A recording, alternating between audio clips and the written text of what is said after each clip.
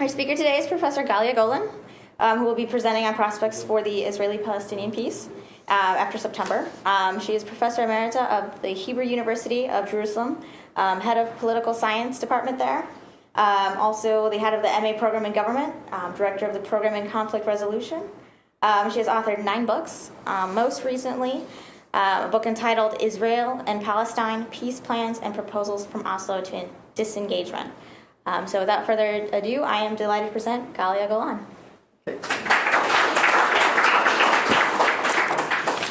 Good morning. Can you hear me? I don't know if the microphone is working. Everything's okay? Okay. I can't hear me, but I've been here a number of times, I think, going way back when I came just as a peace activist, where I did nothing academic in this area whatsoever. But then I've come back, I think, a number of times to talk about the Arab-Israeli conflict. I wish I could say a lot of progress has been made since the last times I've been here. Unfortunately, not only has a lot of progress not been made, but I think we have also gone backwards, unfortunately. What I'd like to do today is, first of all, to start with some very basic things, actually a chronology, just to make sure that we're sort of on the same page. I know people that some people are very seeped in this issue and others perhaps not as much. And so I really would like to start with some very basic things, just go through a quick chronology, and then discuss the situation today. Just to remind people, I think maps are very important. I'm not going to do very much more with the PowerPoint today, but I do think maps are important to remember, in this case, where we started. I mean, we could go back to biblical times, but I'm not going to do that. There are those who do. Unfortunately, too many, perhaps, who do. But I would go back to the mandate, which was created when the Ottoman Empire was dissolved after World War I. And very shortly after the mandate was created by the League of Nations and given to the British then gave this part. Let's see, there we go. They gave this part to the Hashemites, and it was called Transjordan.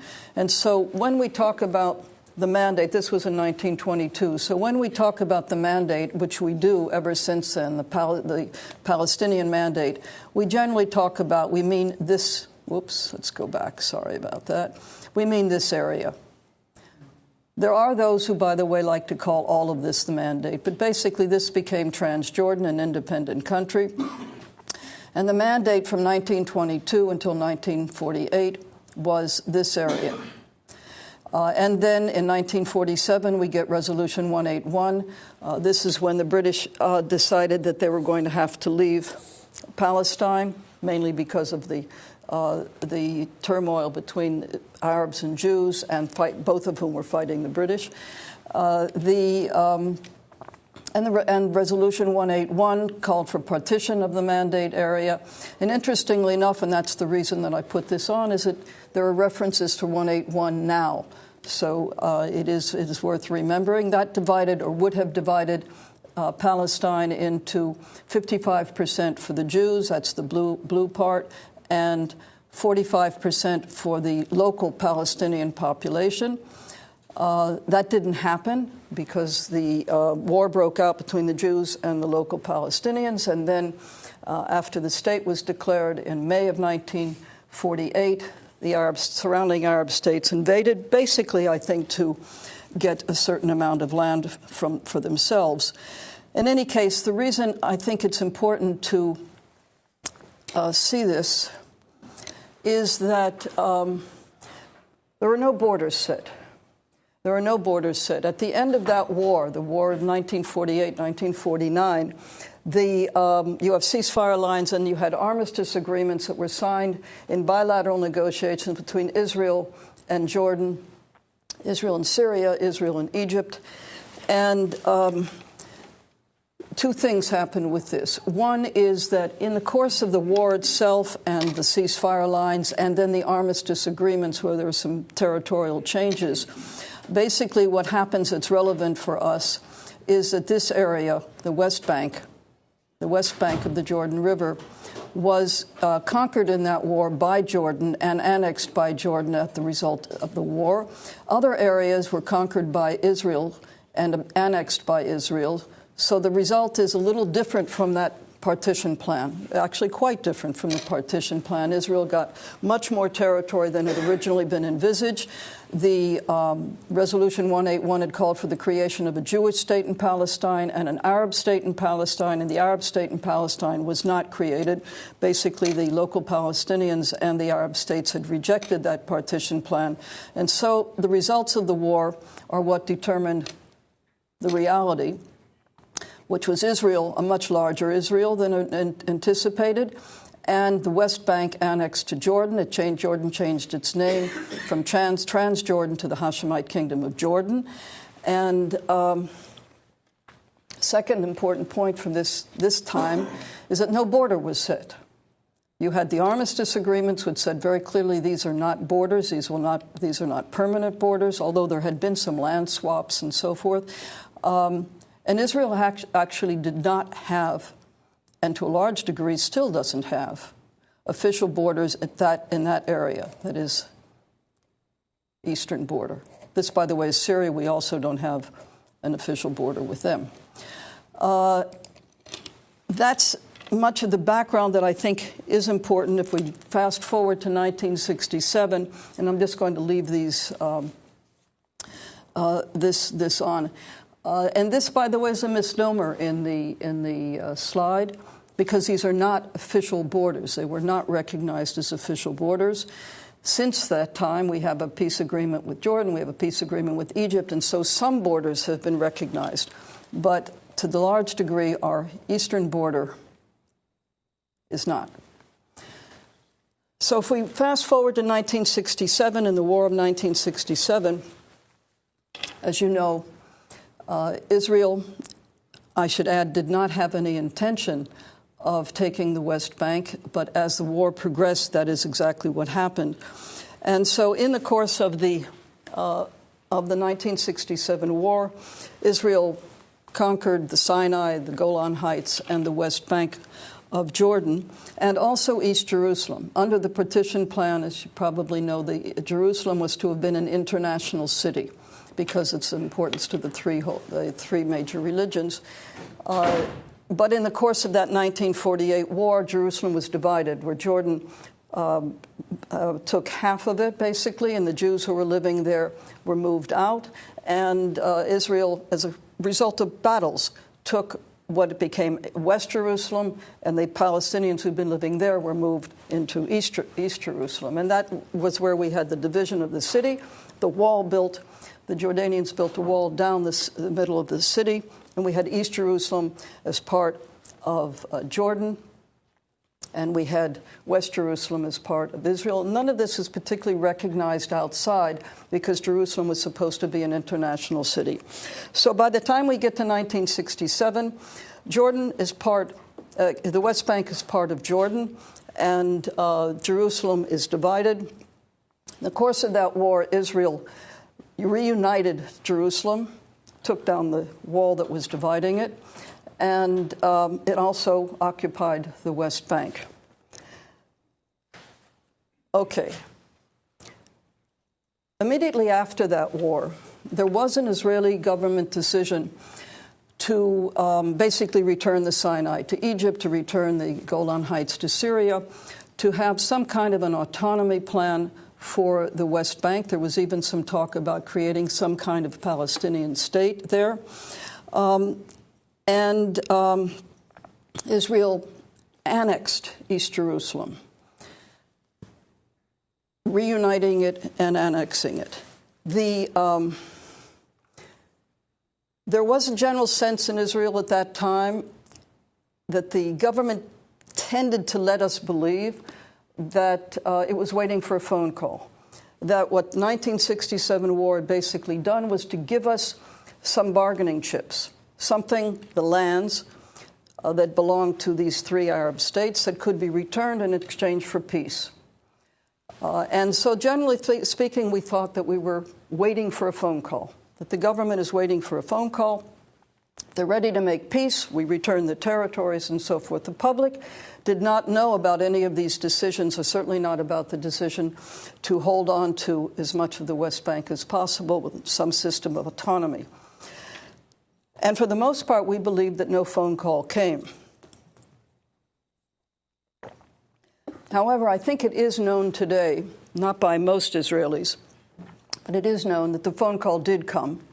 And I mention it because, first of all, I think it was extremely important that we could have had peace with Jordan, because the phone call did come, and King Hussein did offer peace with Israel in return for getting back his territories, the West Bank and East Jerusalem. And Israel turned it down for two reasons, and they're relevant till to this day, which is why I mention it. Israel said no on East Jerusalem. Israel wanted to hold on to Jerusalem, the united city, and no to giving back all of the West Bank. Israel wanted to hold on to the Jordan Rift Valley. Jordan Rift Valley is that border right there. To this day, we had a labor government at the time. That's why I mention it. Also, it was something that was considered important for Israel in terms of security, and Jerusalem. In any case, shortly thereafter, there was a meeting of the Arab League at Khartoum, and there was a decision there not to negotiate with Israel or to recognize Israel. No, it was famous three no's: no peace, no negotiation, no recognition.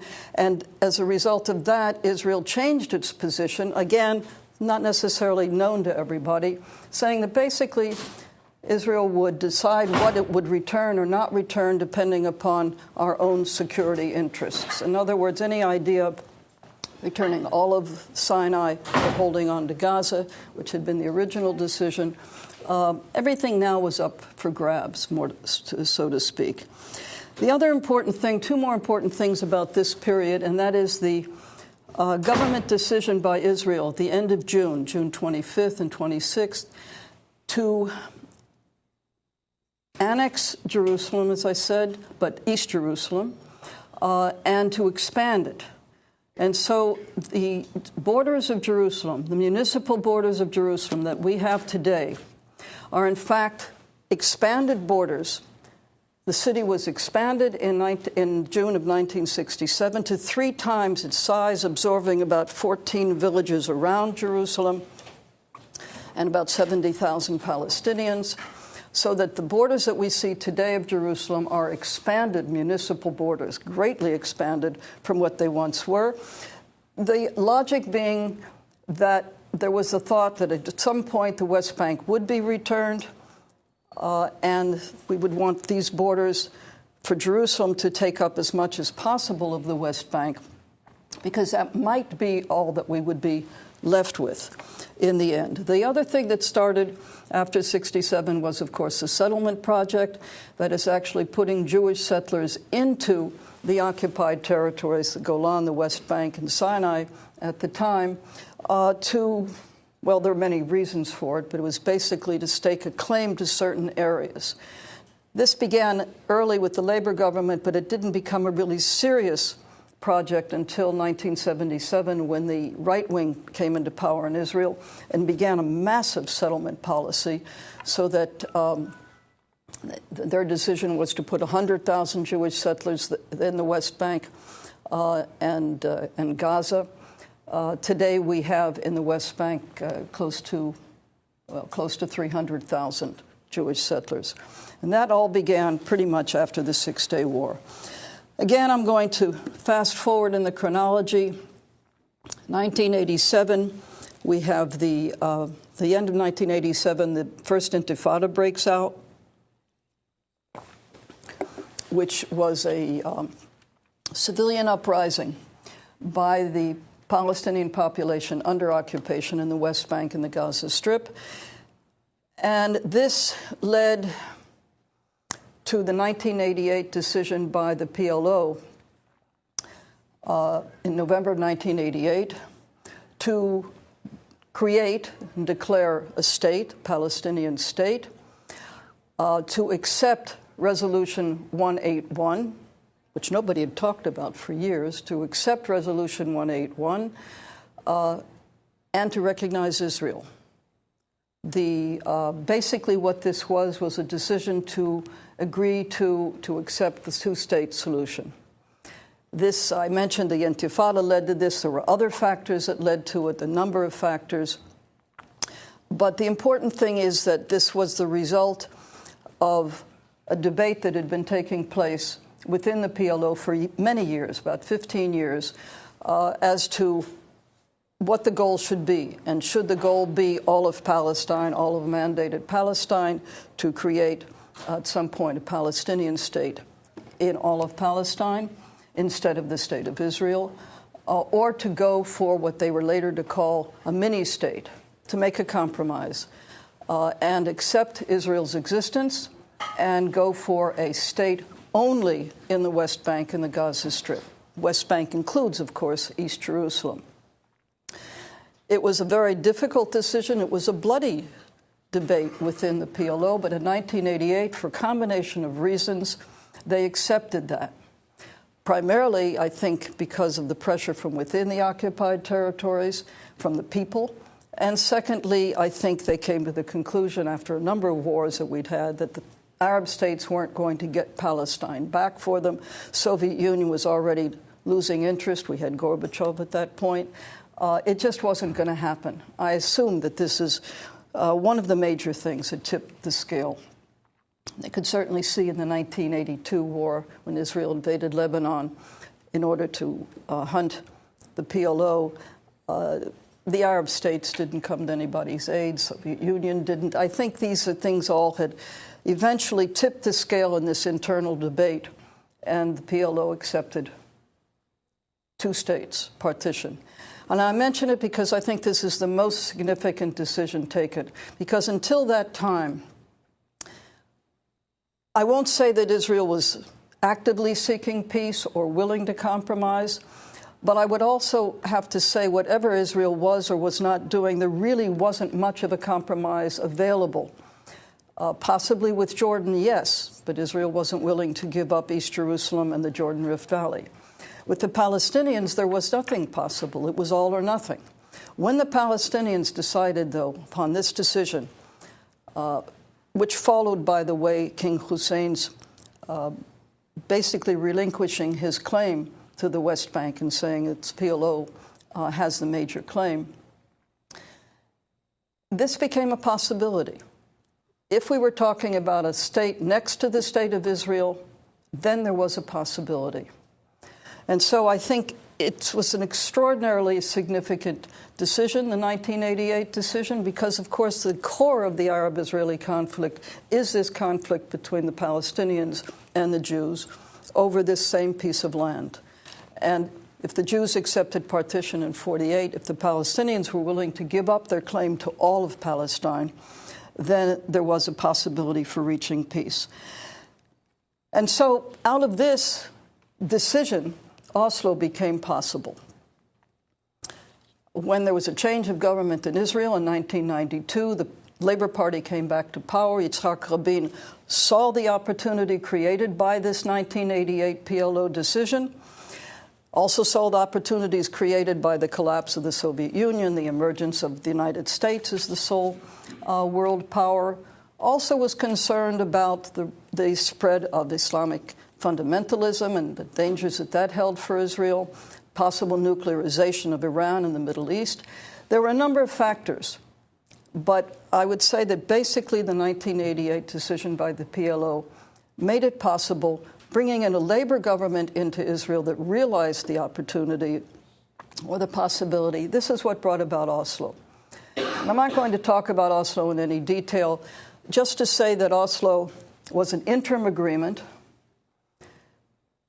It was basically an interim agreement to create autonomy in the West Bank and in the Gaza Strip, explicitly excluding Jerusalem, which Israel had annexed officially in 1980. It had unofficially done so already in 1967.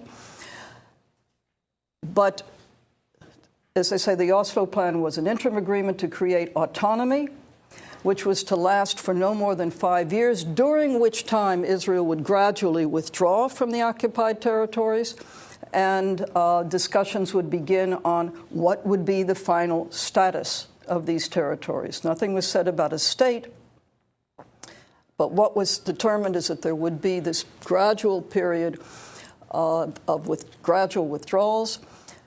They didn't say exactly where they were supposed to be and so forth, until final status discussions would determine what would be the final status. And that meant final status discussions to talk about borders, security, what would happen to the settlements, the refugee issue, all of the outstanding issues. Of course, as you know, Oslo failed. There are many reasons for its failure, one of which I would say would be even the fact that it was an interim agreement, which sort of created time, on the one hand, theoretically to create trust, but on the other hand, time for the opponents, the settlers on one side, the terrorists on the other side, Islamist terrorists, to try to stop the agreement and to prevent any kind of final settlement.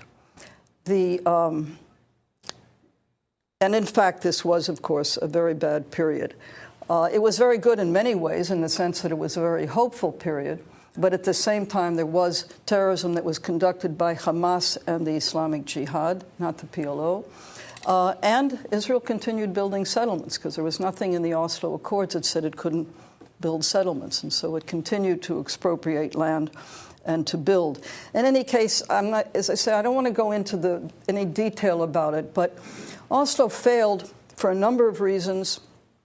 And one good reason was that a lot of the more positive aspects of it simply were not implemented. There was no real monitoring to see that it would be implemented. And basically, it became more and more difficult to uphold. But one thing I do want to mention that did occur in the Oslo Accords that are relevant today is that in the Oslo Accords, there was a series of 7 accords. Israel did withdraw from the cities in the West Bank and completely from Gaza, with the exception of the settlements. And a Palestinian Authority was elected and given responsibility for the cities. And that was total responsibility, theoretically, both administrative and security affairs. And that was what was called Area B. Then there was something called Area B. That was Area A. There was something called Area B, which were other areas of the West Bank where Israel would have security responsibility, but the Palestinians, the Palestinian Authority, would have civic responsibility. And then Area C, which would be totally Israeli responsibility. This was all supposed to be a moving game. Israel would withdraw first from Area A, which it did, and then from Area B, and more B would become A, and then from C would become B, and B would become A, until finally you had this withdrawal. Of course, this didn't happen because the Oslo Accords were basically stopped at one point. And so today you have 60% of the West Bank is Area C, total Israeli control. Then you've got Area B, and the only A parts are the cities in the West Bank. If we then just add to this, with the collapse of Oslo, we have the failure of the Camp David talks that took place in the summer of 2000, and after that, the Second Intifada, which was far more serious, far more violent on both sides than the First Intifada. And that's basically where we got. There is another chapter when Alex Sharon is in power, he decides to disengage entirely from Gaza. In other words, not only to take out the military, but to take down the settlements and just completely leave it. However, completely leaving Gaza meant also, according to the disengagement plan, holding on to control of access, air, sea, and land, to Gaza, which is how we have the siege that exists till this day. One more factual thing here. After Sharon takes ill and Olmert comes into power, we have the Annapolis process. This is an attempt to restart negotiations between Israel and the Palestinians, which had basically broken down since Oslo. There had been some stops and starts, but this was a major effort to restart negotiations. And negotiations did go on between the PLO and the government of Israel for some time, until basically Olmert, our prime minister, was charged with corruption and resigned. That happens. We just got another Nobel Prize, so we can weigh our corruption against our scientists. In any case, all of this was to, in a sense, to give you some of the facts as things have been going along in the Arab-Israeli conflict. What I haven't mentioned is public opinion in all of this. And I think it's extremely important because this is probably the most important thing. Public opinion had changed enormously over the years. Whereas in the late 1980s, some 2% of Israelis said that they were willing to see the creation of a Palestinian state, a two-state solution. By the early 90s, and consistent to this very day, 60 to 70% of Israelis believe that the solution is the creation of a Palestinian state next to Israel, the two-state solution. I think that's an extremely important factor, extremely important percentage. By the way, it's the same percentage on the Palestinian side, equally consistent over the years. Two-state solution in these high percentages. However, as a result of the failure of Oslo, where hopes had been very high, the failure of the Camp David talks, and most importantly, I think for the Israeli public, the violence of the Second Intifada, which is unlike any of the violence we had experienced in the earlier years, and we experienced plenty. As a result of those things, the Israeli public opinion, while it's steadfast in saying two-state solution, also overwhelming majority saying there's no partner. It's not going to happen. It's impossible. Peace is impossible. There's no partner on the other side. And you have the mirror image on the Palestinian side of support for the two-state solution, but no partner. Israel's building settlements, has no intention of leaving the West Bank. That's from the Palestinian point of view, no partner. And I think it's these disillusionment and disappointment with Oslo, Camp David, that whole process, that led to ultimately the election of a very right-wing government in Israel, the one we have today. It's also, I think, what led to the rise and the election of Hamas in the occupied territories. There are other factors in both cases, obviously, but nonetheless, I think this is basically what's behind this turn in each country, in each society, to the more extreme. Out of this sense that the other way didn't work. It didn't work. Negotiations didn't work. And that's, I think, very, very important to bear in mind, because I think that's exactly where the populations are. Almost mirror image. And it comes over again and again. It comes out in the opinion polls. In terms of the, quote, peace process itself, as you know, the major issues are the borders, settlements, Jerusalem, refugees. And I include security in the border issue. These are the key issues. This is what, theoretically, we've been discussing over and over again. And I mentioned that after Annapolis, there were talks between Olmert and Abu Mazen. And if we take this border issue, and by the way, I believe that the border issue is the key. And I've been told by the negotiators on both sides that this is the key, and it's turned out to be the most difficult issue, borders.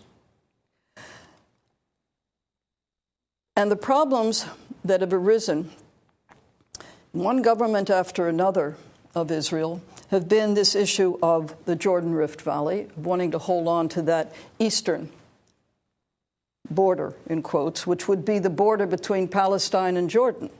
We're not talking about the border between Israel and the West Bank, or Israel and the Palestinian state. The argument here has been, under Olmert, apparently there was some willingness to budge on this, to move on this border issue. Under Netanyahu, he talks about, he's returned to an old phrase that we used to use, and that was defensible borders. And the concept that used to be around in security matters of strategic depth. It used to be said that we needed, for those who weren't talking about holding on to the occupied territories for religious reasons or historic reasons, there were those who said we should hold on to it for security reasons. We needed strategic depth, something between us and the Arab world. Sinai, until we had a peace agreement with Egypt, the West Bank. But in time, by the way, that particular concept disappeared from at least most conversation. And I think one of the reasons is that Israeli military doctrine changed. After the first Gulf War, where we were hit with 39 Scud missiles, things changed, and the realization became that the next wars were going to be rockets. Our danger was from rockets, missiles. And this concept of strategic depth became much, much, much less significant. This little piece of land was not going to make much of a difference when you're talking about medium-range missiles, short-range missiles, for that matter. Demilitarizations, yes. Almost every leader has talked about demilitarizations. But the question is, as I say, on the one hand, holding on to that eastern area. There are signs that Olmert was willing to agree to something like perhaps an international force for that border, just to make sure that no, say, the Iraqi army would come through Jordan and sit there. That's basically the concern. That is some kind of international force. Abu Mazen did agree to the idea of an international force. Okay, you don't trust Palestinians to hold on to that, protect that border, keep, say, the Iraqi army out or something of that nature. An international force. We don't know for sure, but this seems to be what they were working on. Under Netanyahu, that's gone. It's back to we have to hold on to the Jordan Rift Valley.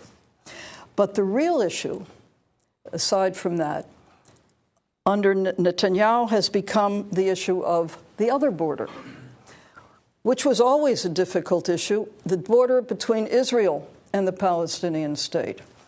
And the reason that's a problem is the settlements. That has been basically the sticking point, is how do you draw that border? Of course, the Palestinian position has been the mini-state is, okay, we decided in 1988 to give up 78% of historic or mandated Palestine and to make do with a state in 22%, the West Bank and Gaza. In other words, as I said, the 4 June 1967 border. But Israel, when it began negotiations, even in the Oslo period, was talking about, well, maybe not exactly the 67 border. And the major reason is the settlements. How do you accommodate the settlers? And the settler numbers have been growing ever since then. They've doubled since Oslo. And so the real issue on the border has become where do you put this border? It can't be on the 4 June 67 lines. That's Israel's position. Why? Why the only reason? The settlements. And so now there's an issue, and it began a while back, of maybe talking about settlement blocks, bringing in settlers from the outlying areas into certain blocks close to the 67 border. And the idea has been brought up that in exchange for then taking part of the West Bank and keeping it for the settlers, there'll be a land swap. And certain areas within Israel that are empty, not populated, could then be transferred to the Palestinian state. And so you have had this concept of swaps come. It was raised in Camp David, and apparently the negotiations under Abu Mazen and Olmert got very close on this. where, according to what we've been able to get from Olmert and from Abu Mazen, interviews, and also WikiLeaks, we find that apparently they reached a point where Israel was going to hold on to, or wanted to hold on to 6.5% of the West Bank. Gaza was already a foregone conclusion. Israel, no claim to Gaza anymore. 6.5% of the West Bank. Abu Mazen said no more than 1.9%. And theoretically, a lot of this, almost all of it, was to be taken care of in equal swaps. We take 1 square kilometer, you get 1 square kilometer, that kind of thing. And according to Abu Mazen, negotiations were to take place to try to narrow this gap. But Israel attacked Gaza, the Gaza war, and then Olmert was brought up on charges, said he was resigning, and those negotiations that were to have continued never took place. Jerusalem. Again, we're putting together bits and pieces. Nothing has ever been said that we know for sure, clearly, factually. Abu Mazen has said certain things about what was decided in talks regarding Jerusalem. Olmert has said certain things. And the Al Jazeera revelations that were papers, material leaked from the Palestinian negotiating office, indicate that there was apparently a good deal of agreement between Olmert and Abu Mazen on Jerusalem, whereby the holy basin, that is the holy places and an area around them, would be neither under Israeli nor under Palestinian sovereignty, but under international control, with Palestine, Israel, Saudi Arabia, Jordan, United States, maybe Egypt. None of this is entirely clear. They would use what was called the Clinton formula, something President Clinton had proposed, talking about East Jerusalem, where there have been many Israeli neighborhoods, settlements built. The formula was that what was Arab would be under Palestinian sovereignty, what was Jewish would be under Israeli sovereignty. And what this meant is something like 13 areas, what we call neighborhoods, Palestinians see as settlements. These are Jewish neighborhoods that were built in East Jerusalem after 1967, so for all intents and purposes, they are settlements. Of those, apparently, according to Al Jazeera, Abu Mazen agreed that what was Jewish, where these were Jews, it would be Israeli sovereignty, with the exception of one, Ha-Homa, for which Abu Mazen, who's denied this, has taken, I think, a good deal of static from his own people for having given too much or agreed to too much on Jerusalem. This is all talk because, of course, nothing was finalized. And on the refugees, we don't really know what was decided on the refugee issue. Mainly, it is clear and has been made clear by every Israeli government, and apparently also Olmert, that Israel's not going to take back millions of refugees, and not even close to that. According to some accounts, there was some understanding on the refugee issue, but basically that the refugees would be resettled in other places, and Israel would take in only a very, very, very small number. Now, Bibi and all of this is basically entirely different. None of this is relevant in terms of Netanyahu. He has basically added some conditions to the way in which he sees a final agreement. He did say he accepts the idea of 2 states, demilitarized state on the West Bank, but he's made it very firm that we have to hold on to the Jordan Rift Valley. Jerusalem, forget it. Jerusalem is united, will remain united. There'll be no change in the status of Jerusalem. The rest, of course, is basically for negotiation. But he also added a new condition, and he said that the Palestinians must recognize Israel as the nation state of the Jewish people. I want to make one comment on that so that it is understood. And that is that Israel's historic and traditional problem in the region has been a sense of insecurity, of not being accepted, of course, of being viewed as a foreign element, and for that reason constantly under threat. In the Oslo Accords, the Palestinians, the PLO, accepted Israel's right to exist. We can go back to 1988, the acceptance of Resolution 181, partition, build a state next to the State of Israel. But for Israel, that wasn't enough. It didn't want our existence simply recognized. We wanted our right to exist recognized, and we got that in Oslo. Netanyahu added, now he wants it recognized as a Jewish state, which is a very problematic condition because we also have 20% of the citizens of Israel who are Palestinians. These are Palestinian Arabs who remained under Israeli administration when the state was created. And so this is very problematic for the Palestinians to recognize Israel as a Jewish state, because you've got a very, very large Palestinian minority. In any case, and we have these other attributes of an agreement or of a position that we've heard from Netanyahu.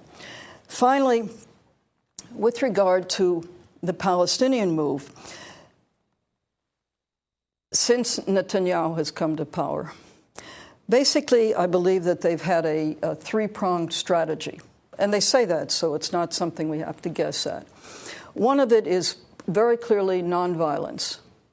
The Abu Mazen was not a supporter of the violence in the second Intifada, and he is very firm in his belief in nonviolence. But for very pragmatic reasons, if not for other reasons. It certainly didn't do them any good, the violence of the second Intifada. The second part of their strategy is building an infrastructure. The Prime Minister, Salim Fayyad,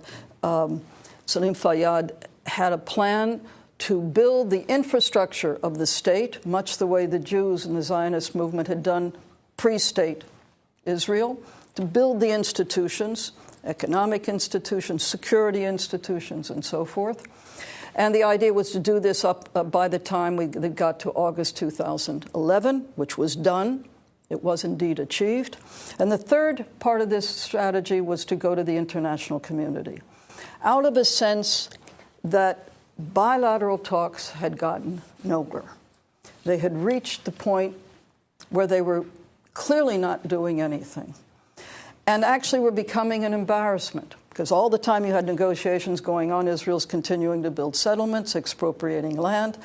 The Palestinian public was very, I would say, angry even, and the Israeli public basically ignored all these talks that were going on under Olmert, for example, because nothing seemed to be leading to anything. What the results that I've said to you were not known. Most people did not take those talks seriously.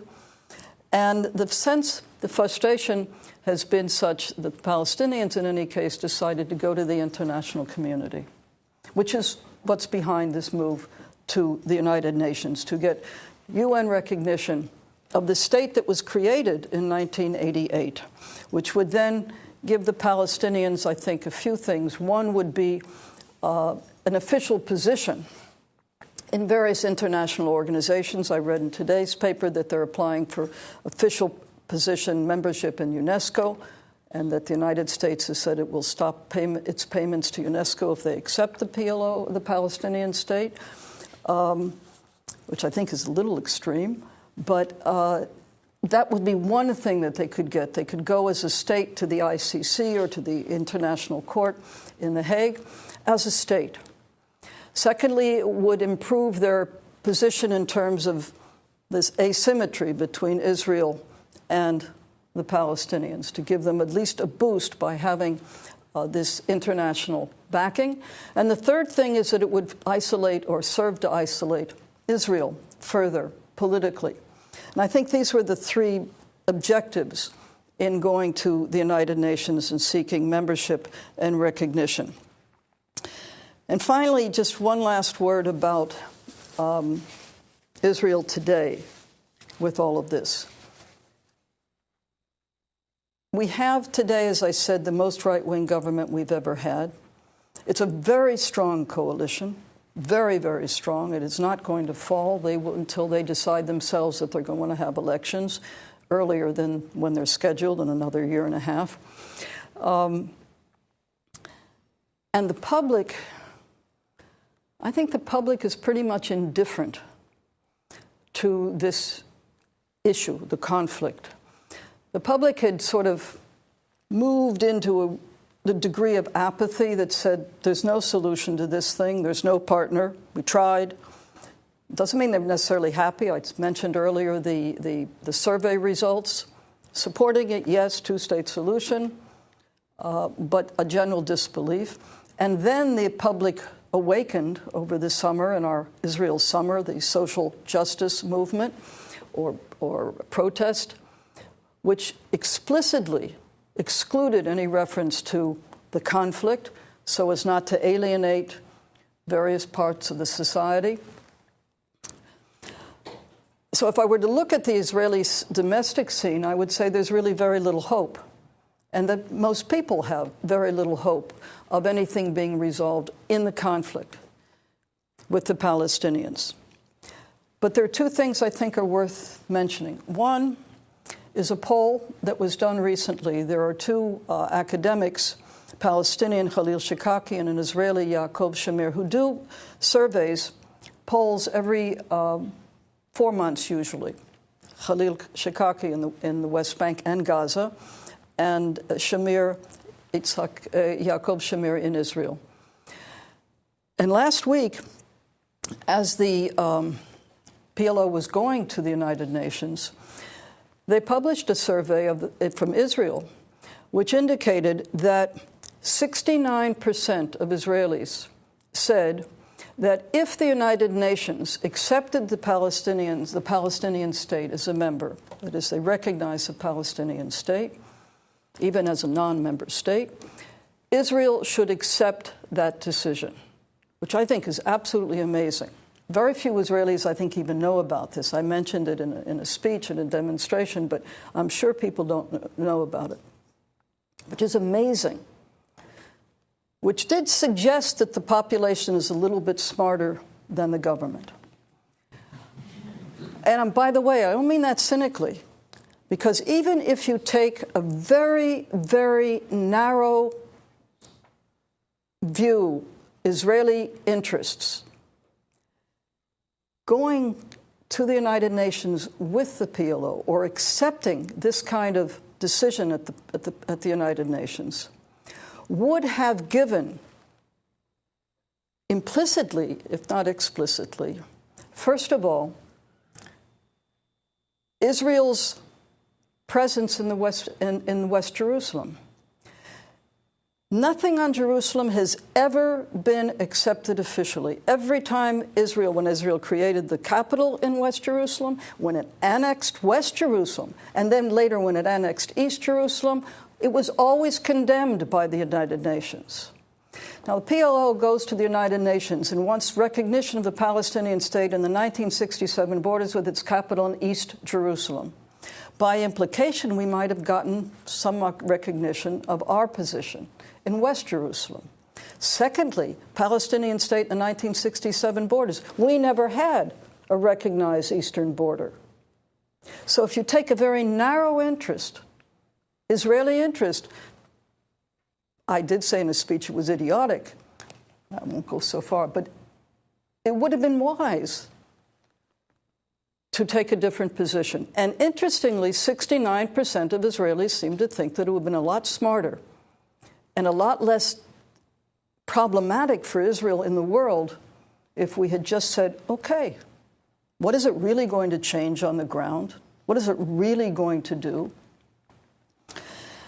The other encouraging thing I see, besides that 69%, is that very important key elements in the Israeli establishment, and I mean here the security elements, Mossad, Shin Bet, the army, believe that we must reach an agreement. that the present situation is not only untenable but bad for Israel, and that it's going to get worse, amongst other reasons, because of the Arab Spring, that we should and must move ahead. And that I find encouraging because, whether we like it or not, these are the elements in the Israeli establishment that are the most important, for better or for worse. And so I do find that encouraging. And I think probably I'll stop here. If there is anything encouraging, it would be, I think, these last two things I mentioned. I wouldn't get too excited about them, but I like to be a little optimistic, and so I mention them. That's about it.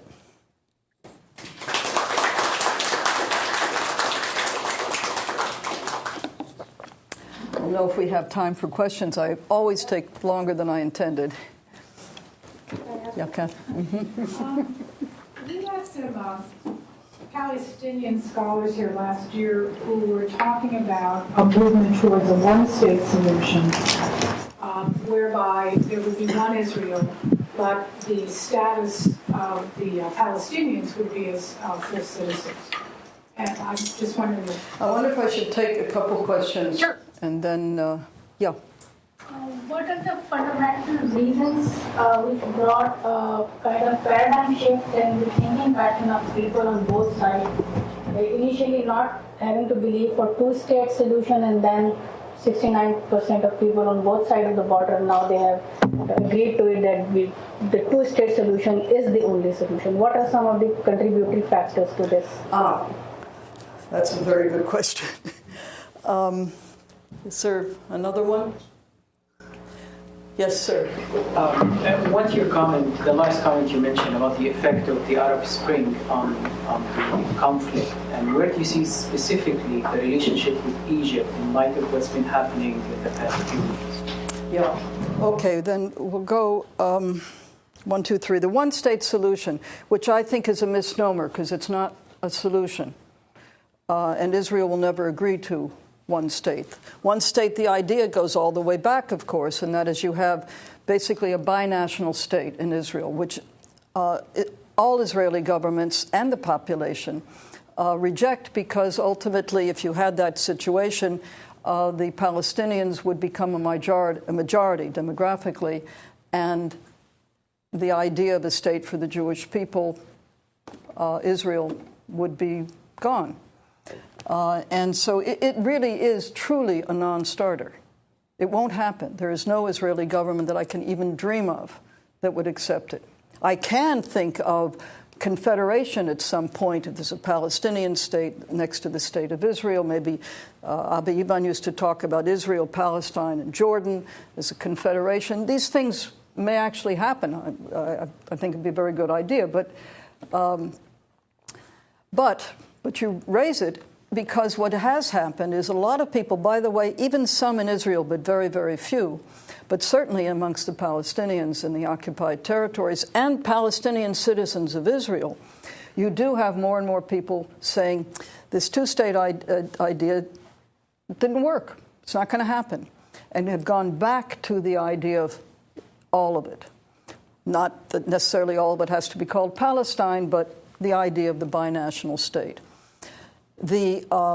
What is true, and I think, by the way, this was a major factor in Sharon's decision to disengage from Gaza, is that the old Labour Party position has been increasingly acknowledged or recognized by a lot of people in Israel, including on the right wing, of the, quote, demographic issue. That between the Mediterranean Sea and the eastern border, that is Jordan over here, between the Jordan River and the Mediterranean Sea, within not too many years, Jews will be a minority vis-a-vis the Palestinians. And then you have an apartheid situation where you have this Jewish minority ruling over a Palestinian majority and denying the vast majority of that Palestinian majority rights. It is, in a sense, a situation we have today where we rule the West Bank, but it's still occupied territory. So theoretically, it's not ours. We never annexed it. But ultimately, this would be apartheid, which is why Carter's book is called Peace or Apartheid.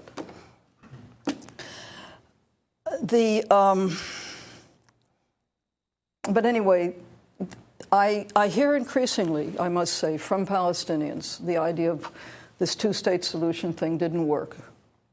Let's go back to the one-state idea or binational state. But as I said, it's not a solution. It will only, the truth is it will just be a formula for bloodshed because Israel will never accept it. Question number 2.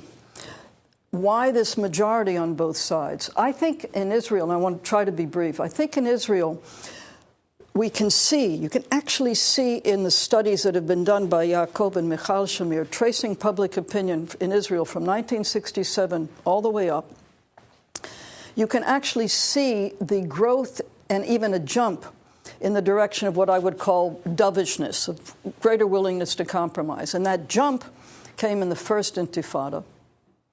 And I think a couple things were operative. One is I think that people began to realize that you can't hold on to the status quo, that things are moving, there's a dynamic here, and put it in different words, the Palestinians aren't going to sit there and accept occupation indefinitely. And so that the territories maybe aren't enhancing our security, but actually are harming our security. The other thing I think is globalization. Israel in the 1980s joined the world, globalized. We threw out the welfare state. That's what the social protest was over this summer. We threw out the welfare state. We became a capitalist country. And people began to just be out for themselves. They just want to make a living. And you could hear this in interviews and so forth in the late 1980s, the early 90s. Just let us get on with our lives. Who needs this? Who needs this conflict? And so you could see in the polls this greater willingness to compromise. It was a very, very interesting phenomenon. It's not what Rabin, I mentioned Rabin had other things on, thinking about nuclearization in Iran and in the Middle East, worries over the Islamic spread of Islamism, fundamentalism.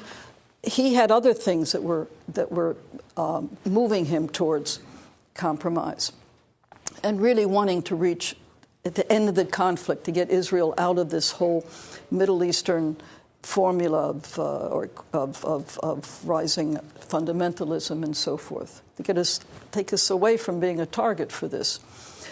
The Palestinian side, I think it came from the frustration within the occupied territories. And that was a lot of pressure on the PLO outside. In addition to which, as I mentioned, they lost the Soviet Union and they lost the Soviet backing. Because the PLO supported Saddam Hussein, they also lost Saudi backing, and the Saudis were their financial backers. So the PLO was in trouble. Lost their financial backers, lost their political backers, the Soviet Union, had pressure from below. And as I said, I think I know this was a debate going on for years. And I think the Lebanon war had affected it, where some people on the Palestinian side came out of the Lebanon war saying Israel only understands force, and so we have to use military means.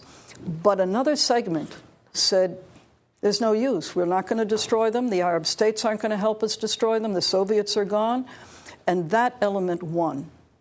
There were a couple of people like Hamami and Saltawi who were assassinated in this internal struggle, the PLO. But Arafat supported the two-state solution. These guys won. What was the third question? Oh, the Arab Spring. Well, the Arab Spring, it's funny. The Israeli public loved the Arab Spring. My colleagues, friends at television have explained that they can always see by ratings what's being watched. The Israeli public was glued to the television, particularly when it started, the uprising began in Egypt. The public loved what was going on. I mean, it was just exciting. It was truly exciting. The government was not terribly happy. And they were right to a certain degree in the sense that, yes, it is true. In most of these countries, and certainly in Egypt, one of the only, if not the only, organized element of the Muslim Brotherhood, and they're not exactly friendly towards Israel. In addition to which, we also knew that the public in Egypt and the public in Jordan were not behind the peace agreements. So long as there wasn't resolution of the conflict between Israel and the Palestinians, the publics were not happy. The intellectuals were not happy. And so if you're going to have real democracy in Egypt and maybe in Jordan, if they really, the leaders who ultimately emerge, really listen to the public, they're not going to be happy with Israel. And we do see that, even without the Muslim Brotherhood actually coming to power. We can see it. This is, by the way, what I believe Yitzhak Rabin understood all along, is that without resolving the conflict between Israel and the Palestinians, we could only expect trouble, whether it was going to be from Gaza, even if we're not present in Gaza, or if it was going to be in a democratic Middle East, or Iran. Because this is the mobilizing factor, and this is the thing that there's no getting around. Each for their own reasons, and it's very complicated, of course, the attitude in the Arab world towards the Palestinians. But there is a reason to be concerned. And the pipeline we have, the gas deal we have with Egypt, is in danger. It's been sabotaged, and now the agreement, there's a call to change the agreement. There are problems, and they should be expected. And another interesting thing is a number of right-wing people, or I would say maybe middle-of-the-road people you know, actually wrote some articles saying, and our security forces, this is one of the reasons for their saying it too, we must make an agreement. We must resolve the issue with the Palestinians, because they understood what was happening in the Middle East. And it was positive in that sense that it got people, the right people, thinking that, yes, there are these dangers in the Arab Spring, and the way to address those dangers is not the way that Netanyahu has decided to do it, but rather see that as all the more reason for reaching an agreement with the Palestinians and ending the conflict.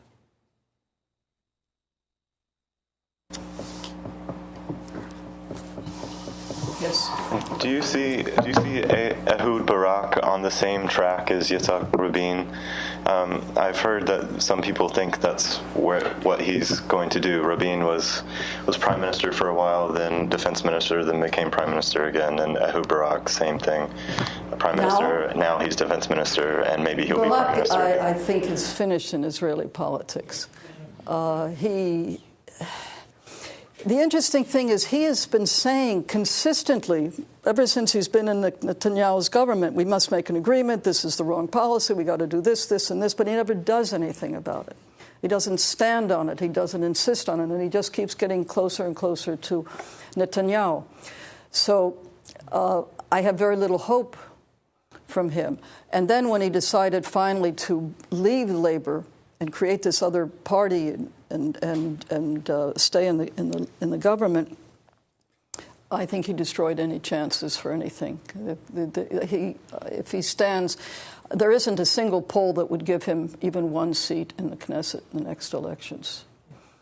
And I think that everybody would be very happy to see him just to go back to his luxury apartment and stay there.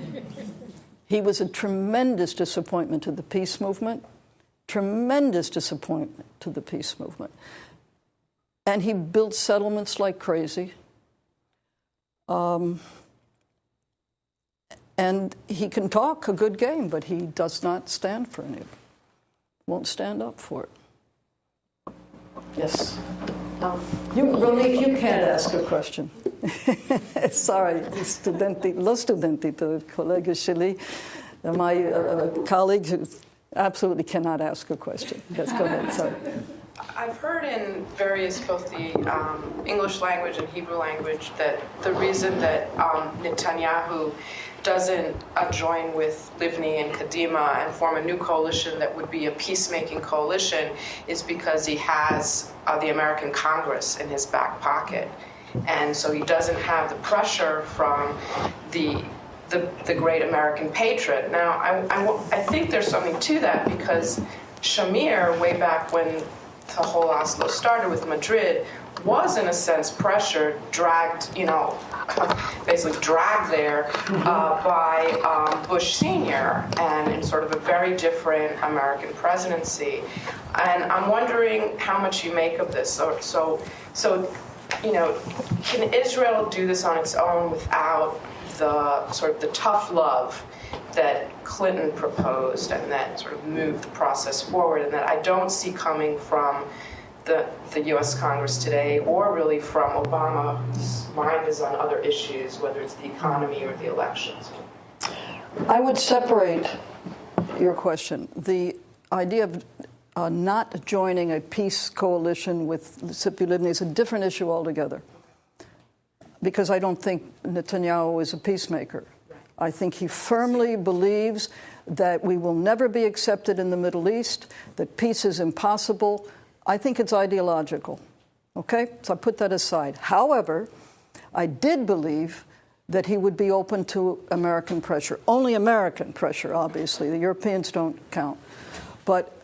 And I really believed it. And actually, I said it in a lot of places. And my hopes were very, very high with Obama, because Israel has buckled under to American pressure in the past. Not every time, but pretty consistently.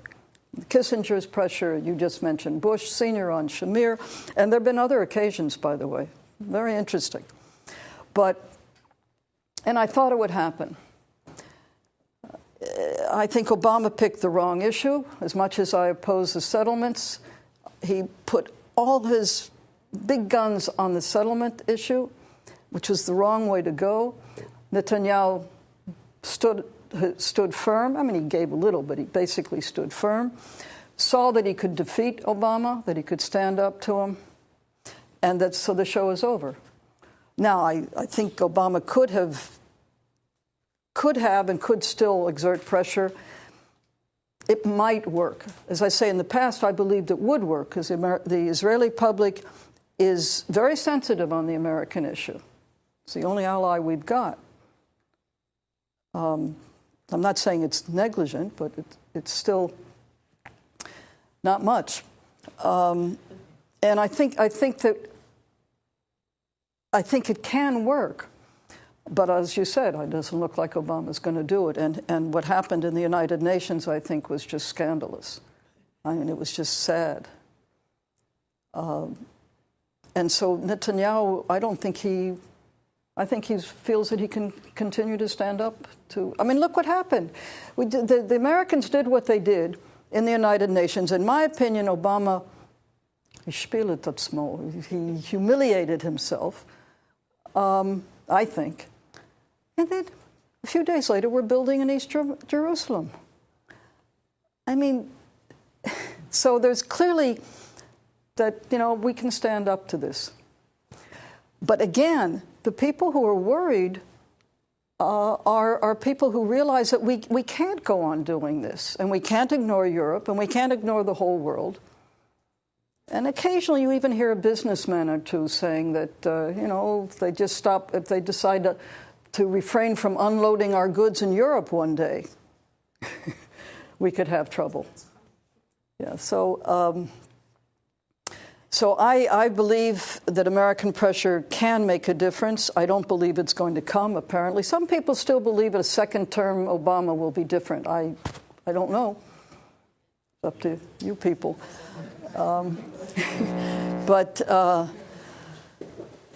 But it is also true. I'll be very frank. I don't think we have anything to hope for from so long as Netanyahu is in this coalition. I mean, I really don't. I feel that we have to wait out this coalition. We have to try to change the balance of power between the right wing and the left wing, or the center in Israel. And all we can hope, that's all we can hope for. I don't see anything happening but I'd love to be wrong. And it can happen. And I really would love to be wrong. Does the 69% hold for Gaza as well? Excuse me? Does the 69% hold for Gaza as well as for the West Bank? Meaning, in favor of the Palestinian side, right? The 60 to 70%. Yes. Oddly enough, yes. Because the Gazans are not pro-Hamas. As a matter of fact, they're probably becoming a little less pro-Hamas than the West Bank because they're living under Hamas. There haven't been enormous changes, but the Hamas is not as strong as it was, say, 2 years ago. So when you ask in a poll, in a survey, yes, you still get your two-state solution, but you get the same, it's impossible, no partner. I mean, it's basically, I think, pretty much the same. There are those who say that Hamas has changed somewhat, that they're more willing to go along and so on. I'm not an expert on Hamas. I know that Hamas still has a position of not recognizing Israel, and so I don't put much hope in them. On the other hand, I don't think we can ignore them.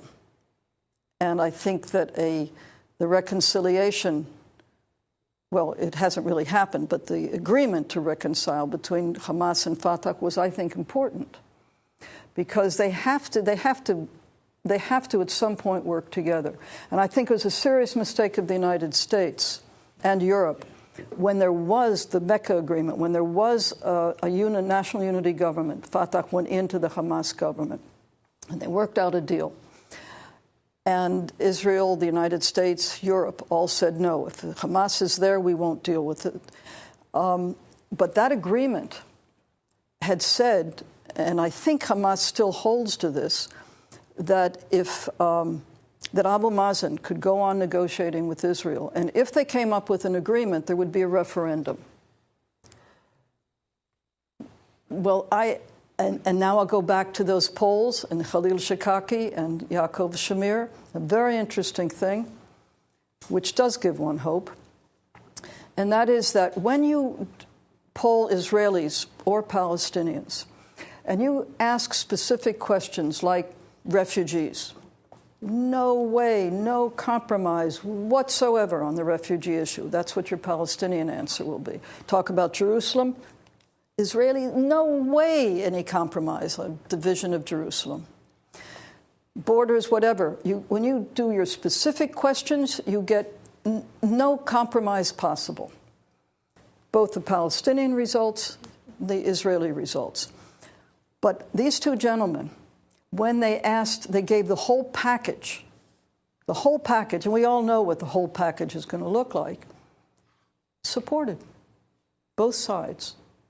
And I take a great deal of hope. I brought Khalil to Shikaki to come to speak to my students and to talk about this, to show the statistics and the poll results, because these guys are good. These are not pollsters. These are academics. Both of them are sociologists. In any case, what I get from this is that if the Israeli public believes that the conflict is going to be end of conflict, that's the magic phrase, end of conflict, it will support any government, in my opinion, that brings that agreement.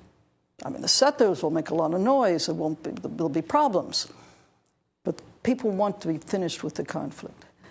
And I think the same is true of the Palestinians. I may be wrong, I think that if Palestinians believe that the occupation is going to end and there's going to be an independent Palestinian state, nothing Hamas can do against it, and it won't try to do against it. Because Hamas wants to be also supported, and they will not and cannot stop that if the Palestinians believe that the agreement really does mean end of occupation and independent Palestinian state. And that's the meaning of this 60-70% on both sides. Both sides want to end the conflict, to end the occupation, depends on your point of view. We want peace, they want the end of occupation, whatever your reason. And if that really were to happen, that is, in both cases you come with that agreement, it'll be supported. At the moment, nobody believes that it's possible, though. Israelis are convinced that the Palestinians will not accept any kind of compromise with Israel, and Palestinians are convinced that Israel has no intention of leaving the territories.